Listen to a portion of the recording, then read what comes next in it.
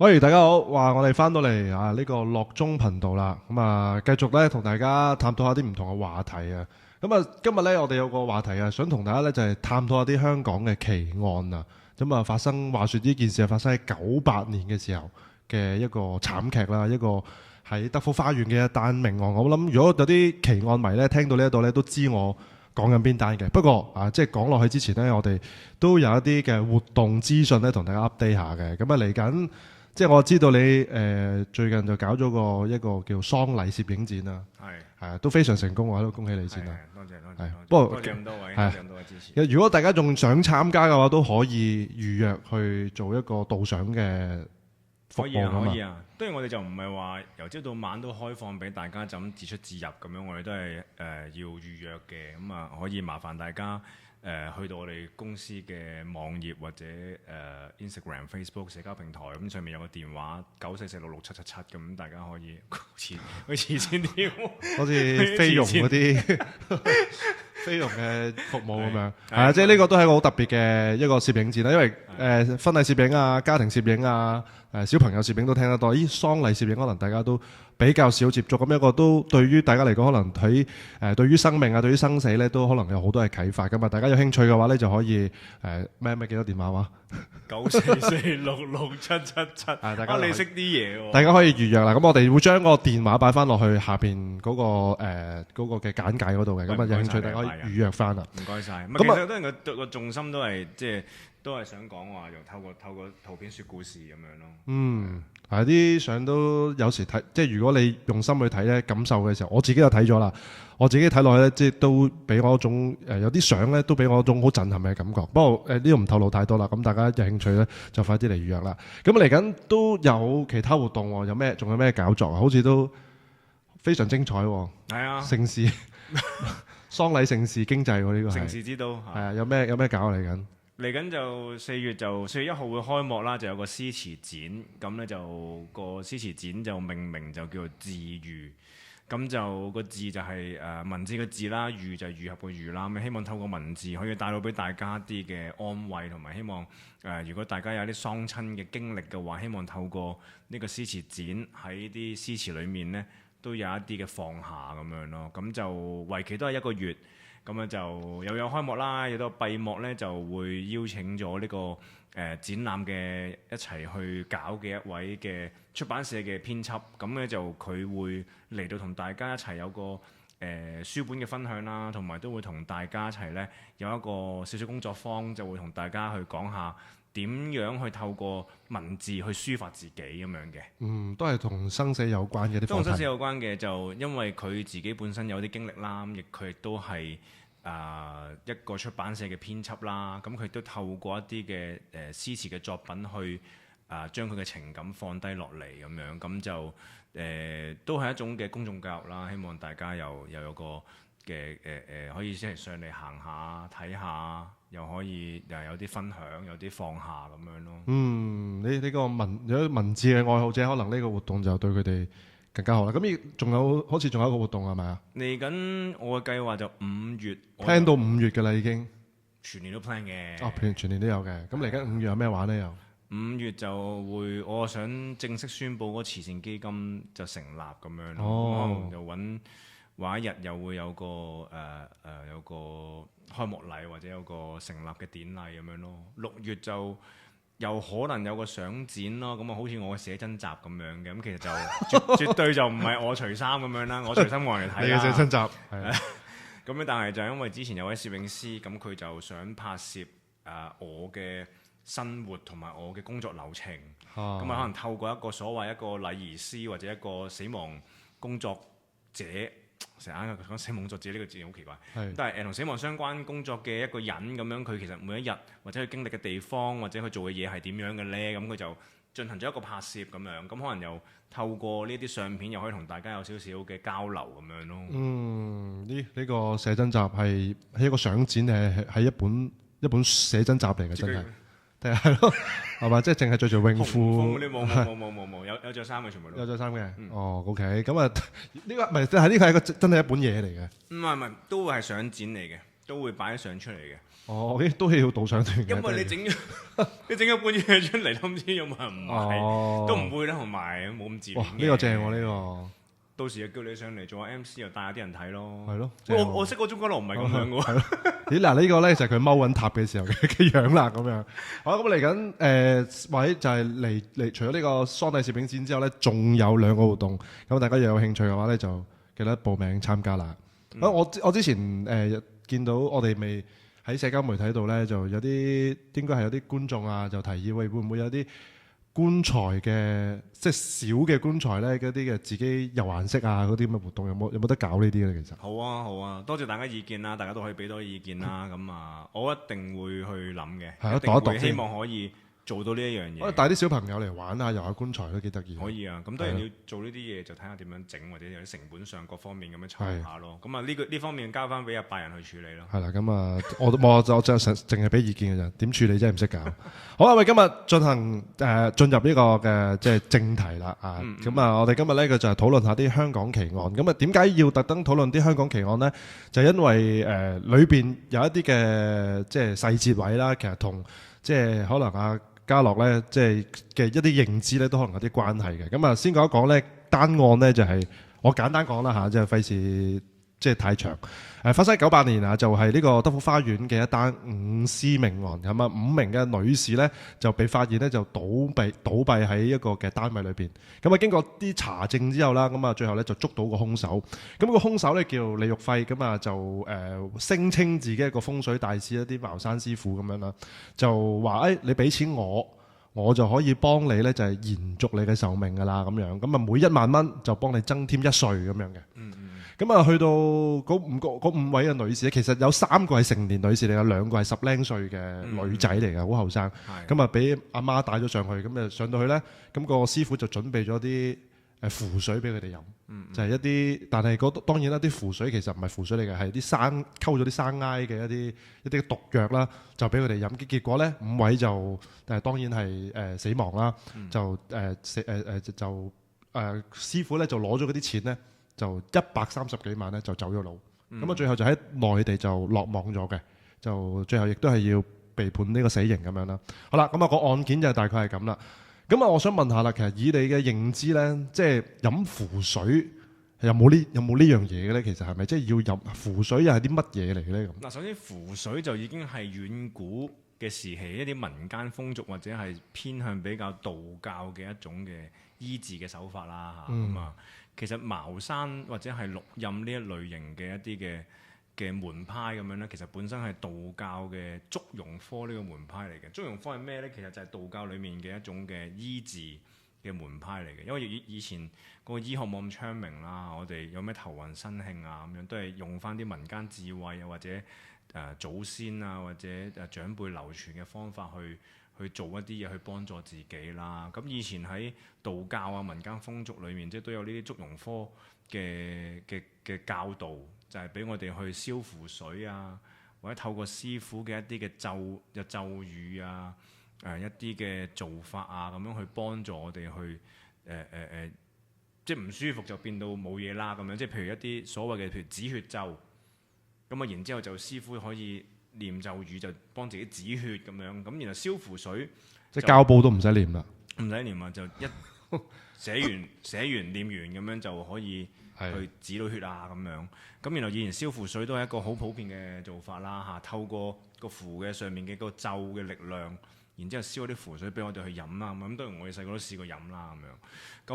咁然後飲符水就當然有冇效嘅，咁呢個就真係因人而異啦，同埋睇你對於呢一樣嘢嘅信任程度啦咁樣。符水係咪即係嗰啲黃色嘅字，跟住寫咗好多嘅即係咒語咁樣，嗰啲就叫做符。係啦，冇錯。然後就拎佢燒咗佢，跟住就倒落去水度飲咁樣。當然師傅都喺上面都會有一個嘅念咒或者施咒咁樣嘅。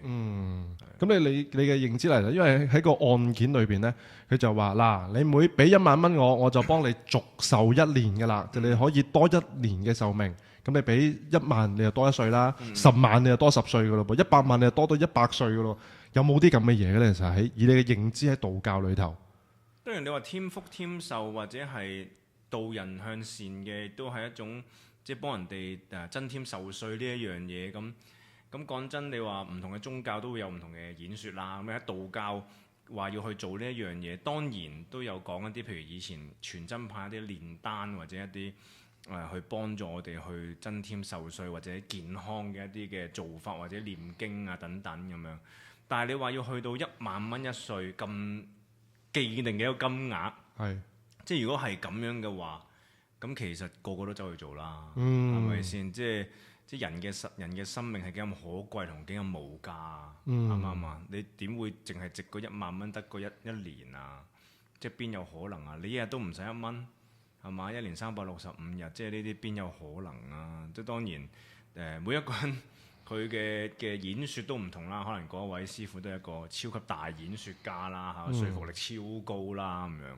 咁但係即係據我所知，咁當然我就冇乜聽過相類近嘅一種講法咯，即係10000蚊就添福添壽添一年咁樣。但係佢話佢呢個咧案件裏頭咧有講話，佢除咗係幫人哋添福添壽之外啦，仲係可以幫你咧就係驅魔啊，幫你家庭驅魔嘅，即係譬如可能你家庭裏邊有小三或者一啲不如意嘅事咧，佢都能夠幫你趕走嘅。咁你係咪又有啲咁樣？即係喺呢啲嘅師傅上高係咪即係都係有啲咁樣嘅能力咧？當然我對於即係茅山或者對於呢一個派系或者科目上面嘅嘢唔係超級認識或者唔係專家啦咁樣。咁但係用一啲比較即係常識或者譬如我認知上面去睇咁，即係如果真係咁犀利嘅大師，其實反而就唔會咁樣去特登咁樣去幫助人哋，或者咁樣去講俾人哋聽會咁樣做咯嚇。同埋即係你話驅唔驅魔或者會唔會帶旺到佢咁樣，呢啲就可能真係好多人唔同嘅嘢配合啦，或者佢可能真係有咁樣嘅功力啦咁樣。咁但係我又唔覺得真係有咩人係會有咁犀利嘅一套嘅功夫可以俾你去咁樣做咯。有冇分嘅呢啲道士？譬如可能呢一類嘅道士就係幫人哋添福添壽嘅，呢一類嘅道士咧就係專幫人搞喪事嘅，定係還是其實一種道士全部服務都能夠提供得到嘅？其實本身道教都已經係分咗好多嘅唔同嘅門派啦嚇，咁即係當然以前香港比較主要嘅門派就係先天道、全真道同埋正一道咁樣啦，係都喺唔同嘅門派裏面有唔同嘅科目啊，有唔同嘅派系啊咁樣，譬如靈寶科啊，又有譬如好似南無師傅，好多都係源自譬如龍虎山，佢哋嘅做法都係以幫人導人向善嚇，念懺文為主咁，然後以前好多嘅師傅其實都係以做弘事嘅出身，即係譬如幫人哋祝福啊、上梁啊、上高啊。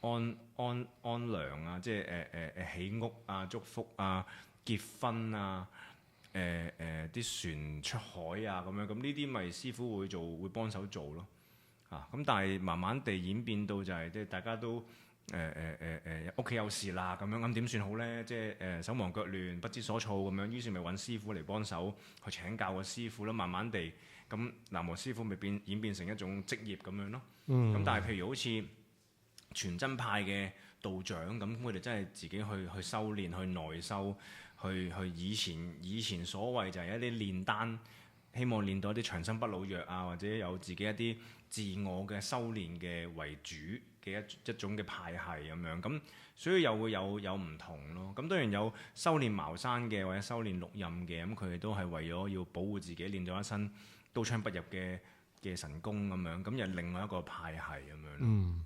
即係呢個題外話啦。即係我記得你講過咧，就話但凡我哋燒嘢啊、燒金銀衣紙啊，其實都係道教噶嘛，係咪啊？係咪有啲咁？係咪有咁樣噶？道教或者叫都唔一定完全道教，不過民間風俗咁樣。哦，但係點解民間會跟咗呢個咁樣嘅風俗咧？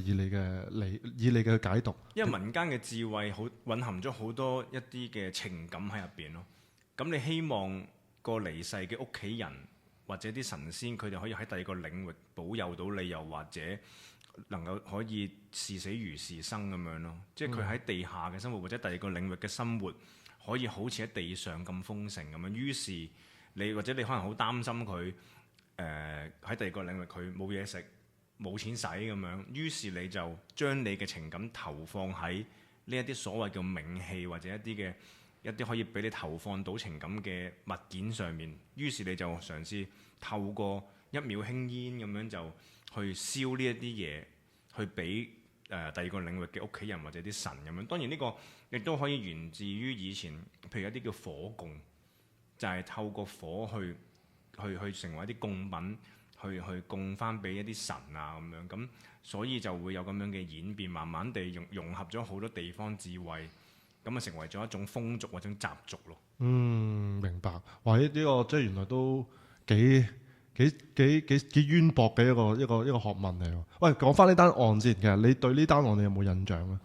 冇乜啊！我哋發生嘅時候好細個，應該就98年嘅時候。但係我對呢件事咧好印象深刻嘅，因為咧即係講少少咧，就係因為呢單嘢咧就係喺德福花園啦。咁而佢案發嗰個單位咧嘅樓下咧就係我嫲嫲住嘅地方嚟。哦，係啊，唔係正樓下，即係我記得佢個單位就5樓嘅，即係嗰個案發。咁我嫲嫲就係其實應該咁講，佢係嗰個德福嗰個設計都得意嘅。佢譬如佢 C 座咁樣啦，佢有分 C 座1、C 座2咁樣嘅。咁然後就左右咁樣，但係我嫲嫲就係住喺嗰座咁樣咯。係啦，咁啊，所以我對呢單新聞係好印象深刻。我仲記得咧，佢冇燒到冇成，即係冇受影響。冇，佢哋唔驚嘅，即係佢話我有問過佢哋，你驚唔驚啊？唔驚，又唔係我害死佢嘅咁樣。可以講多少少咧，就係當時嗰個兇手咧，就係諗住塑造到一個邪教自殺咁樣，然後擾亂啲警方，就令到個現場好似做到係集體自殺，就唔係俾人殺咁樣咯。係。咁當然啦，最後就係天網恢恢啦，即係呢個人都係被緝拿歸案啦，亦都被判呢個死刑啦。咁亦都處決咗噶啦，即係當日判完即刻就拎咗去辦咗噶啦。係。喂，但係我反而想問你話，殺咗佢哋攞130萬，佢唔係現場俾噶嘛？佢只不過係之前一直累積現場俾。現場抬咗嚿錢上去，於是佢就話，即係總之你攞130萬現金俾我，咁然之後就現場我幫你做一啲儀式去幫你增壽。係啦，冇錯啦。咁啊，警方呢個都係一個即係當時據我了解就係一個破案線索嚟嘅，因為警方就睇翻佢哋嗰啲起初就以為佢哋係自殺啦，集體自殺啦。咁後嚟就睇到一啲銀行記錄，發覺咦拎咗好多錢出嚟喎。咁但係喺個單位裏邊呢啲錢又不翼而飛喎。咁就開始懷疑呢，有人係因為謀財害命啦咁樣。咁所以就經過一啲嘅查證查嚟查去之後，就最後就發現咗原來有個咁樣嘅假嘅風水大師就係咯。咁但係佢屋企嘅單位係邊個？個屋企嘅單位而家好似轉咗手啊，有人買咗嘅。但係嗰陣時係咁我唔知邊個嘅。但係就事隔好似我諗都有20年之後，個單位最後轉咗手嘅。而家應該有人住或者有人投資定唔知點啦。但係都呢個凶宅單位，我哋有機會都可以再講下先。呢個都係一個幾特別嘅話題。係啦，咁啊就即係冇啊，純粹我哋真係想借呢個咁樣嘅奇案啦。咁啱就同一啲宗教嘅嘢可能有啲關係咁啊，所以借呢集咧就同大家分享一下啦。其實佢令我諗，你頭先講起呢單案，其實令我諗起最近有一單案就係又係有個師傅，原來就話要幫個女仔驅邪驅魔，跟住然後就打個女仔，打死咗個女仔噶嘛。喺一間村屋裏面咁樣。但係咧最特別嘅地方就係佢嘅媽媽同埋爸爸其實都係知道呢件事，同俾個師傅咁樣打個女嘅。咁啊，我好痛心嘅即係可能尤其是就係做咗人老豆咁樣咯。我哋要開一集再講呢單案件啦。講父愛母愛，講父子情呢啲。要講我一集講唔完，咁啊俾幾集時間你個台你啊嘛，你講幾多集都得嘅。好，我哋今日嘅分享到呢度啦。咁啊，臨走之前呢，記得留言讚好我哋嘅廣播，訂閱我哋頻道啊。下條片我哋再傾過啦，拜拜。